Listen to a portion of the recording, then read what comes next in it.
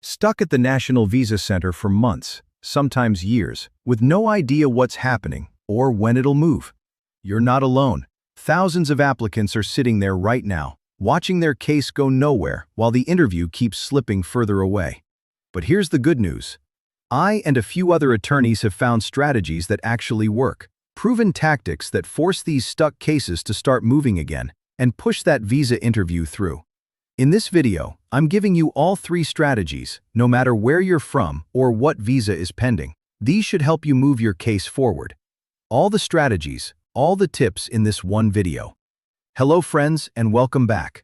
My name is not important here, but the focus is on helping clients all over the US and all over the world navigate the visa process. We help clients all over the United States move their cases through the National Visa Center all the way to the green card interview. And in this video, I'll tell you why these things are stuck, why people are waiting, and what can you do to move your case forward. I'm going to give you 3 proven strategies to help you navigate the situation. First, let's understand why the National Visa Center is so backlogged and why our case is sitting there forever. Before I tell you that, let's understand why it's taking forever for these National Visa Center cases to be moving forward in the process. In 2026, embassies are still backlogged. The travel bans, the pauses of 39 countries and 75 countries that are not able to get their visa appointments, created a massive backlog with these cases that must sit at NVC because these embassies are not able to interview them. It's very similar to what happened during the pandemic, but different because during the pandemic, everything was closed. Now these embassies are open, but they're not able to issue visas, and as a result, more and more cases are sitting at the National Visa Center. The other reason is that the National Visa Center must work directly with the embassies on the other side. So sometimes you hear where an embassy says, well, case is still with NVC, it's not our fault. You call NVC, they say, well, the embassy has the case, not our fault. Situation is that National Visa Center works closely with the embassy. If the embassy cannot open appointments, your case will stay with the National Visa Center. So, there are 3 strategies I'm going to outline right now that actually helps cases move forward, and I'm going to go over them one by one. So strategy number 1, the document perfection system. You need to submit a bulletproof package from day 1. This is going to help you tremendously speed up your case.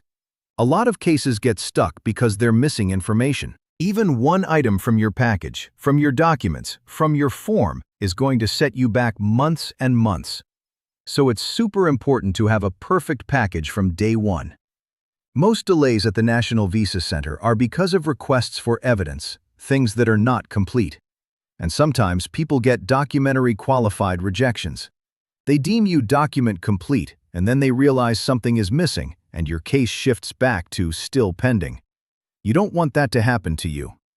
Number 1. Use the latest National Visa Center checklist. It is available on their website. It's also inside your portal. Follow it to the T. If you're missing anything from that list, your case guaranteed to be delayed. Make sure your affidavit of support is reviewed by an attorney. If you don't have an attorney, get one, even for that purpose only, to get your portion of the application reviewed. Many cases get stuck because they're missing tax returns, they're missing information from the sponsor, or the forms are not fully complete. You don't want to be that person that submits an incomplete I-864. It could impact you severely. Next, upload everything in very clear PDFs. Nothing blurred, nothing smirky. Anything that is not complete, clear will be rejected by their new system. It's very sensitive, that system. Always include a cover letter to explain what's in your package. When we're doing this for our clients, their cases are moved from received to documented complete in record time. Sometimes as fast as 18 days. So listen, this works if you follow this step by step. Method number 2, an expedite request that actually works. People think that expedite requests are a waste of time. They're not. If you do it at the right time, with the right method, with the right documents, they will consider it. And we've done this many times for our clients. NVC grants expedite requests for these reasons in 2026. Number 1. Severe financial hardship. You, as the U.S. citizen petitioner, will suffer financial hardship if you have to leave your job. If you have to do certain things right now, You're not able to do certain things because your partner is, or your family member is not able to join you in the United States. Severe financial hardship is the #1 reason why expedites are being approved right now. Number 2, medical emergencies. You are not feeling well. You're going through depression, severe depression, and you're taking medication and you're going through all these treatments, and if your family member is going to join you in the United States, it's going to help you a lot. Can't leave the United States because you're getting all these medical treatment, or maybe you're going, God forbid, you have an illness that requires you to go to the hospital often. Medical emergencies are considered to be good reasons for the expedite. Number 3, humanitarian reasons. Things are happening in the home country. You just came back from there. There's devastation. There's no homes anymore for your family member to return. These things are helping a lot. And number 4, U.S. government interest. You got a job offer from a critical sector. You need to join, and the situation with you are trying to figure out how to bring your family member to United States is not helping you at all. So these are going to be good reasons for you to try and expedite. You're going to need strong evidence and a professional letter, and those things are going to help you to get the expedite. Number 3, NVC and Embassy Employment Control Schedule. Once you know that your case is documented complete and your priority date is current, you need to start checking the embassy website daily to see if they have any interview slots. Sometimes you can see it based on their schedule. You cannot schedule your immigrant visa appointment, obviously, but you can be contacting the embassy on a regular basis to verify what's their interview schedule, what's their interview process over there, and can they open the slot for NVC to move your case. So you need to be proactive on that. Check the embassy website, email them on a regular basis, and be in touch with the National Visa Center through their public inquiry form. As long as you do this on a monthly basis, it will increase the chances that for them to schedule eventually. If you don't do anything, or if you don't follow up, your case will stay sitting at the National Visa Center until they get to you. So being proactive with these cases, very essential. Sometimes even doing a congressional inquiry to find out what's going on at least once after you waited for a few months is going to be helpful as well.